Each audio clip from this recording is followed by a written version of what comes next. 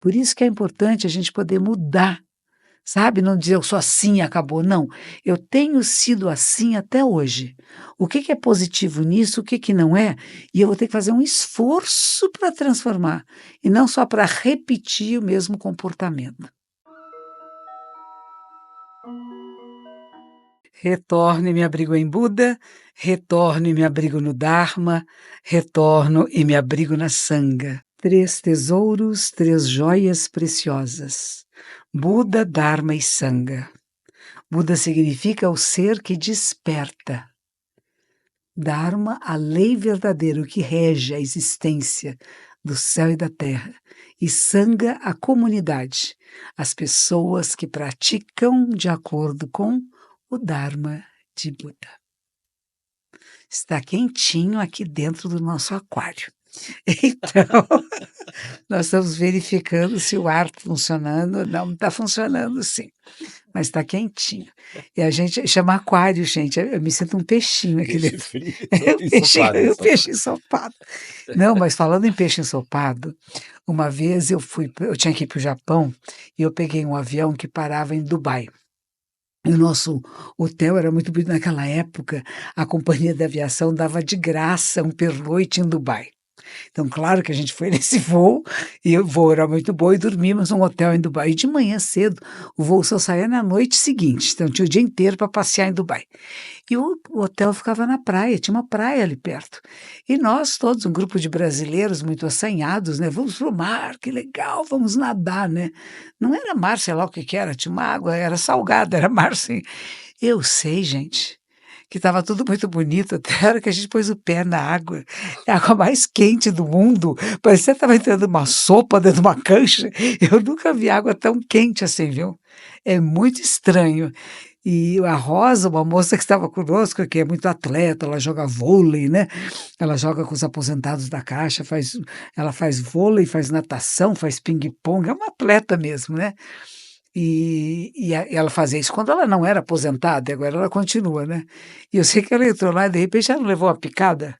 E a gente falou: que bicho será, que peixe é esse que vive nessa água quente, né? Ela levou uma mordida aqui, saiu até sangue. Ninguém sabe do que foi, ninguém viu, né? Porque as águas lá são turvas, não são claras, né? Mas é muito quente. E do lado de fora, fora da água, sabe quanto é a temperatura? 50 graus. Para sair do hotel, tudo tem ar-condicionado, né? Mas para sair do hotel, para ir num shopping center, que era do lado, assim, que a gente já dava uns 10 passos. Sabe o que eu fazia? Eu tinha um lenço, eu ponho o lenço que nem fosse uma tenda, assim, porque não dava nem para encostar na cabeça de tão quente. Eu levantava que nem fosse uma tendazinha, eu andava embaixo daquela tenda. É bem quente. A gente pensa que aqui é quente, viu? Tem certos países lá, os Emirados Árabes, tem outros países na África também, nossa, e Japão. Vocês sabiam que o Japão é muito quente no verão? Agora lá é inverno, né? Mas no verão, as cigarras, conhecem as cigarras? Elas começam a cantar lá para as 3h30, 4 da manhã, e vão até às 6h30 da tarde. E é um bando de cigarras, não é uma, duas, não, são muitas. Tóquio, assim, e mesmo Nagoya, onde ficava o meu mosteiro, você pensava que você estava dentro de uma panela de pressão, aquele barulho da panela de pressão. Era aquele monte de cigarras cantando ao mesmo tempo, é impressionante. E depois a gente via nas cascas, na árvore, as casquinhas delas, né? Elas deixavam a casquinha aí e saíam voando. É muito interessante a vida, né? Se a gente prestar atenção na natureza, as formas de vida, umas dependem das outras, não só como alimentação, mas como sustentação da própria vida. E eu acho que esses lugares que têm água muito quente, assim, não é para a gente nadar. E aqui, um pouco antes de entrar, foi bem interessante, uma senhora aqui na recepção da rádio, chamada André, uma moça bonita, e ela veio dizer para mim, assim, que ela queria agradecer esse livro, que se chama Zen para Distraídos, que é um livro que foi feito aqui na Rádio Vibe Mundial, porque antigamente a gente só tinha o telefone. Hoje vocês estão aí no YouTube, né? Não tinha YouTube, não tinha Facebook, Facebook, e a gente respondia as pessoas que estavam, não tinha, vocês não viam a carinha da gente, era só o som. E as pessoas telefonavam fazendo perguntas. E o Nilo, ele nem entrava nessa sala, ele ficava do lado de fora, que tem um vidro ali, e ele ficava de lá mandando recados para mim. Eu falava uma palavra em japonês, que eu achando que todo mundo sabia, ele dizia, explique isso, explique isso. E de tantas explicações que eu dei, por ele não conhecer, e por isso vocês também não conheciam, acabou ficando um livro muito didático. Quando a gente levou para a Editora Planeta e apresentamos o livro para eles, que o Nilo deu o título, né, Zen para Distraídos, eles disseram assim, mas esse livro não vai vender, é um livro muito didático, é um manual de Zen budismo. Vocês sabem que é o livro que mais vende de todos os meus livros? É o que mais vende e o que mais as pessoas agradecem, porque ele fala de todos os ensinamentos de Buda de uma maneira muito simples, como eu falo com vocês, de uma maneira simples, direta, explicando na nossa vida. Quero as pessoas ligando e dizendo. E essa senhora que falou comigo agora há pouco, essa moça, né? Ela disse que perdeu um gatinho dela, que tem 14 anos, a gatinha é com ela. E a gatinha morreu no dia 30 de dezembro. E ela ficou muito, muito triste, porque a veterinária disse, olha, não tem mais jeito, a gente vai pôr ela para dormir. A senhora permite? E ela teve que permitir. Mas isso dói muito nas pessoas, né? E com isso ela teve um vazio, ela não conseguia dormir à noite, triste, triste, e disse que abriu o livro, pá! E quando ela abriu o livro, as páginas 127, 128, ela ainda falou, que é onde eu conto de uma cadela muito querida também que eu tive, chamada Endora, que era um dog alemão lindo, lindo, lindo também, que acabou morrendo. Quando a gente hoje fala que é tutor, que a gente não tem os bichinhos, né? A gente é tutor de algum animalzinho. Na verdade, eu digo que eles é que têm a gente, né? Porque eles mandam, é uma beleza. Cachorro, gato, passarinho, tudo manda na gente, fica pedindo que era isso, que era aquilo, né? A gente acaba se submetendo. Mas é uma relação de afeto, de amor. E o ciclo de vida desses animaizinhos é mais curto que o nosso. A não ser que você pegue uma tartaruga. Fora disso, minha filha, você vai preparando o coraçãozinho, porque um dia eles vão. É que nem pai, avô, avó, né? A gente sabe que, pela natureza, o contrário é que é muito doloroso, né? Quando morre um filho jovem, uma criança, é uma dor muito maior do que quando morre um avô, avó que já estava idoso, com 90 anos, com 100 anos, né? Você vai dizer, poxa, já era tempo, já viveu bastante, muito obrigada, né? Mas nós nunca sabemos. Isso é uma coisa interessante, né? Tem um livro que eu escrevi que chama Vida-Morte. Foi lançado em Portugal ano passado, lá em Óbidos, no Fólio, Festival Literário Internacional. Eles compraram os direitos de uma editora aqui no Brasil e traduziram para português de Portugal. Parece até brincadeira, né? Que vai traduzir de português para português. Mas tem algumas expressões que são diferentes. Gosto. A formação, os verbos. Sim. A gente não fala gostando lá em Portugal, a gente fala estou a gostar. O pessoal perguntava para mim, Monja, para quem é esse livro? Quem é distraído? Eu falei, eu, você, todos nós. A gente se distrai, a gente se machuca, a gente fala uma palavra errada que não é adequada naquela hora, toma decisões que não são benéficas, porque não refletiu, porque não pensou em profundidade, né? Então é um pouco isso. As nossas distrações podem causar karma. Ai, que é outro livro que nós fizemos, Karma ou Castigo, né? Para você pensar que karma eu estou produzindo na minha vida. E o meu último livro se chama Sementes que você está regando, que tem a ver com tudo isso. Que sementes você está regando, as sementes que você rega na sua vida, quer dizer, como que você fala, pensa e age no mundo, é o que vai brotar, gente. É o que vai brotar. Você rega a semente do bem, do respeito, da responsabilidade social, do cuidado. Uma coisa que eu gosto muito quando eu venho aqui com o Nilo, eu não ando muito de carro com ele. Na verdade, é só segundas-feiras que ele me pega no templo e me traz aqui. Ele sempre tem os vidros do carro abertos. E quando passa alguém pedindo alguma coisa, ele sempre procura um trocado, uma moeda, alguma coisa que ele tenha para dar. sabe? Não é daquela gente que vem pobre e deixa fechar o vidro, não, ao contrário. Ele cumprimenta as pessoas, fala com elas e se ele tem alguma coisa, ele compartilha. Então isso não é uma coisa que foi obrigado a fazer e não é uma coisa que eu disse para ele, você agora faz um programa budista, você tem que fazer isso. Não tem não. Não tem não, é do coração, né? De se identificar com o outro. Isso se chama compaixão. Hoje uma aluna minha queria fazer um postzinho para pôr nas redes, né, falando sobre compaixão. Eu falei para ela, primeiro você tem que entender o que é compaixão antes de você querer escrever sobre compaixão. Se o Zen Budismo acredita em reencarnação. Primeiro, o Zen Budismo não é uma instituição separada, independente de nós, seres humanos. O Zen Budismo é uma tradição espiritual que nasceu lá na Índia, na época de Shakyamuni Buda, há mais de 2.600 anos, e que chega até nós aqui agora. O hinduísmo é reencarnacionista. Tá certo? O hinduísmo é toda a questão das castas, inclusive, é tudo dizendo que você nasceu em tal casta, porque na vida anterior você fez alguma coisa que você teve a meritocracia ou o demérito de nascer nessa casta. Isso é hinduísmo. Quando o nosso príncipe Siddhartha Gautama entra em cena, ele começa a questionar as religiões locais. Ele começa a questionar tantas deidades que haviam. Ele falou, será que é assim mesmo? E ele vai fazer meditação, ele vai sentar-se em zen, procurando o sentido da existência. Veja que coisa interessante, tem sentido a nossa vida? Será que esta minha vida aqui, eu sou reencarnação de quem? Se não de mim mesma, que não era eu agora. Quantas vidas eu já tive para eu estar aqui agora? Quando que começou a vida humana no planeta, ou e também a não humana? Quantas formas de vida eu já posso ter vivido para ser agora quem eu sou? É muito difícil de responder isso, né? Não tem uma resposta definitiva. Não tem uma resposta de dizer. Tem algumas pessoas que têm essa capacidade, né? De uma certa, talvez, mediunidade, que se chame, né? De o que você foi em vidas anteriores. Mas eu posso saber o que é de uma geração, duas, três, mas de milhões. Nós já fomos tudo, gente. Nós já fomos tudo, nós somos um processo incessante de renascimento, de transformação, de reciclagem.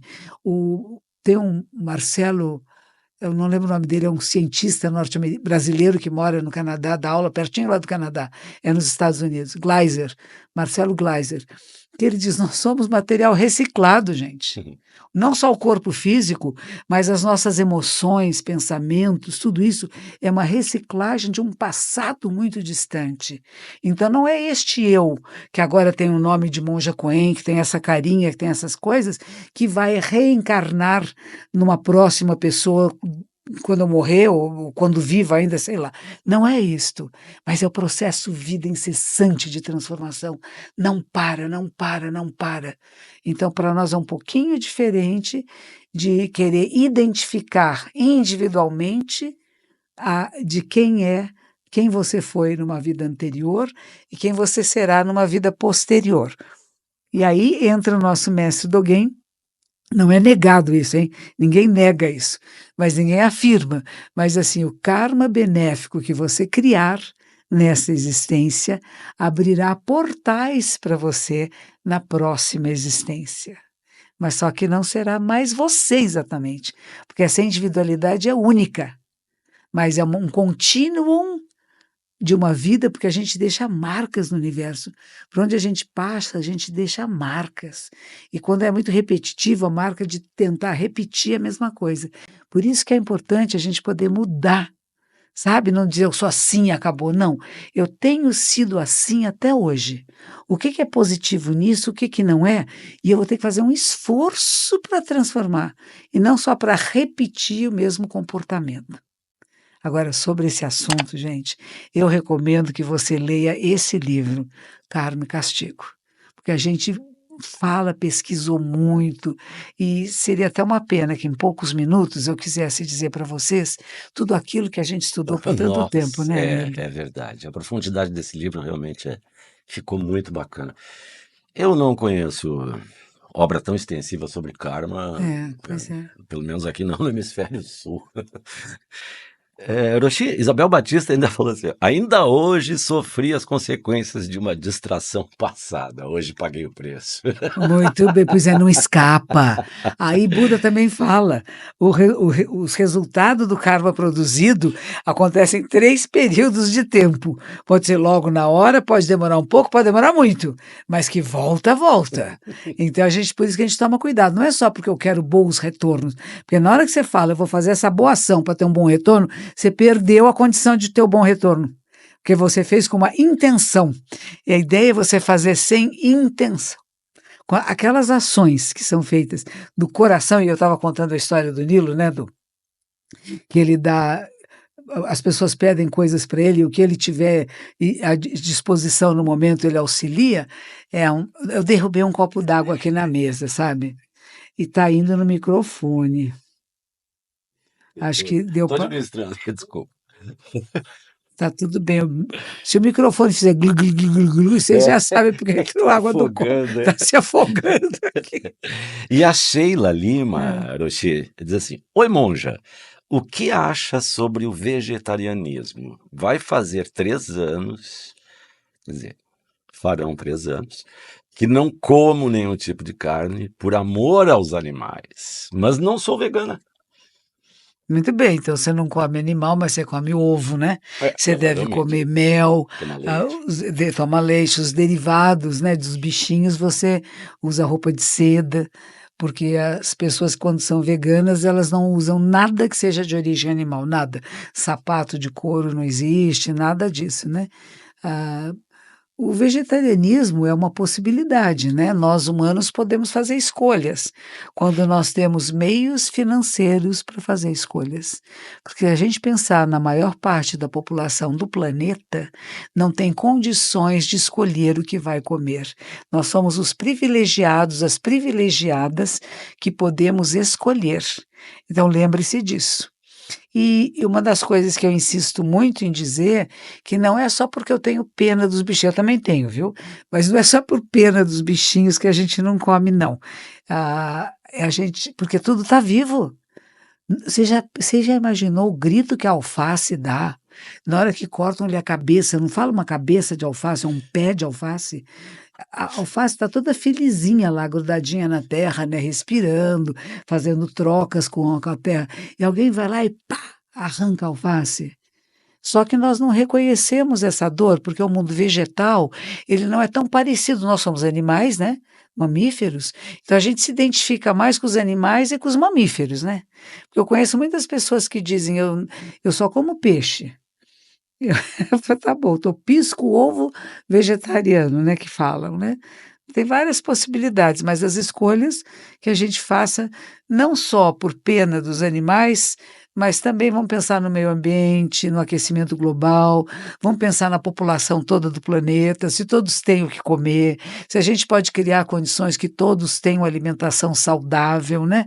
Eu acho que nessa linha eu concordo mais em que a gente possa pensar num futuro vegetarianismo para o planeta Terra, mas é uma coisa distante ainda dessa nossa geração. Tem muitas pessoas que militam o vegetarianismo e militam o veganismo. Aliás, vou até contar, o Marcelo Gleiser, que fez uma entrevista comigo de 8 horas, conversamos durante 8 horas, que iríamos fazer um livro juntos, e estava indo tudo muito bem, até que eu tive o desplante de dizer para ele que eu não era nem vegana, nem vegetariana. E isso causou a ele um grande desagravo. Nossa. E o nosso livro está encalhado. Não pode não ser por causa disso, mas eu acho que isso é uma coisa importante. As pessoas que militam pelo veganismo e vegetarianismo, elas acabam sendo muito incisivas no outro. E eu não acredito que esse seja um bom caminho. Eu tenho também uma pessoa que frequentou a comunidade por muito tempo, o Ari França, é um ator, está muito na televisão agora, eu tenho visto ele, está bonito na praia, tem já um cabelinho grisalho, né? E ele era muito meu amigo no Facebook, no WhatsApp e tudo, desde que eu me declarei não vegana e não vegetariana, ele não escreve mais para mim. Então são pessoas assim, né, que eu escolhi isso, eu acho que esse é o melhor caminho, e se você não está comigo, você não faz parte da minha vida. Isso me preocupa um pouco, sabe? Uhum. Então não sou nem a favor nem contra, eu ainda não sou, pode ser que um dia me torne completamente vegetariana, no momento não sou, então não posso defender uma causa a qual eu ainda não estou engajada. Ah, mas isso é praticamente semelhante a essa polarização política que tem no país. Se você não está comigo, É está meu contra inimigo, mim. é contra, pois é, ele Né? não é. E não é isso. Um outro praticante também de yoga, o João, que foi discípulo do professor Marcos Rojo, a mesma coisa. Ele milita pelo veganismo, né? E se a pessoa não é vegana, não sente que criou afinidade com ele. Posso até entender isso, né? Mas eu tenho que declarar aqui publicamente para vocês que eu não sou nem vegetariana nem vegana. E seguindo as orientações de Buda, a gente come o que nos é dado. Eu não saio matando bicho na rua, eu não saio caçando, nós já vivemos numa época diferente. Na época de Buda, em que se caçava, ele era contra a caça, mas dentro dos textos budistas dizem que por questões de saúde você pode comer carne, deve. Então, como remédio, não porque eu quero comer, né? Mas será que o meu organismo precisa daquilo que esses alimentos trazem para minha boa saúde? Será que eu não mato a mim quando eu me nego a comer algumas coisas que talvez pudessem restabelecer meu estado de equilíbrio e saúde? Então, é uma questão complicada, filha. É Beatriz, né, o nome dela? Não, é Sheila? Sheila, desculpe, Sheila. É isso aí, Sheila. Uhum. E aí a Patrícia, que foi a primeira que entrou aqui no chat de hoje, ela disse, não pode ser fanática em nada, precisamos achar o caminho do meio. A Parabéns. Margarete Abelha diz também, ainda não sou vegetariana, mas quem sabe um dia. E a Andressa Balieiro diz, Monja, você é linda, não são nossas diferenças que nos definem, temos que ser coesos. Muito linda, é isso mesmo. Somos diferentes, temos pontos de vista diferentes que não são fixos, porque não há nada fixo nem nada permanente. Talvez daqui a algum tempo vocês me perguntem e eu vou ter uma resposta diferente da que eu tenho hoje. Me convençam. Esta bênção que agora eu faço a todos vocês, que a sabedoria perfeita e a compaixão ilimitada esteja presente em suas vidas, porque é através da sabedoria e da compaixão que faremos deste ano um ano excelente. Que os méritos de nossa prática se estendam a todos os seres, que todos possam despertar.